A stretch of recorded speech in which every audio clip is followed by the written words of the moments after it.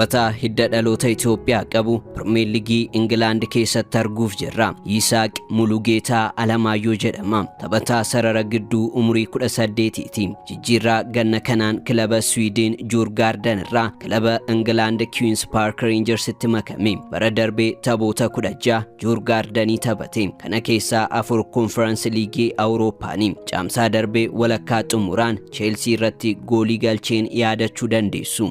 Queens Park Rangers erga ga'een booda jiruu kubbaa miilaa kun tarkaanfii tokko gara fuulduraatti siqeera baay'een gammade jedhe. Yisaaq Mulugeetaa abbaa isaa lammii Itoophiyaa fi haadha isaa lammii El Salvador irraa dhalate. Biyya keessatti dhalatee guddate Sweden umurii 17, 19 fi 21 gadiif taphatus Itoophiyaa fi El Salvadoriif filannoo taphachuu qaba. Umurii isaa jaarraa eegaluun akaadaamii AIK keessatti guddate. Umurii isaa 12tti kilaba Stockholm Djurgården itti makame. Kennaa fi dandeettii addaa sarara gidduu irratti kubbaa taphachuu qaburraa ka'uun umurii isaa 16tti garee jalqabaaf carraa taphachuu argate. Ergisaanis Feyenoordii taphachuun muuxannoo addaa argateera. Yisaaq dandeettii teeknikaa kubbaa qabachuu, kubbaa sirnaan kennuu fi bakka sirriitti argamuu isaan jajama. Tapha to'achuu, tapha dubbisuu fi tapha ijaaruunis dandeettii isaati. Kanarratti yaada Queens Park Rangersiif kenneen milkaa'ina gareef taphataa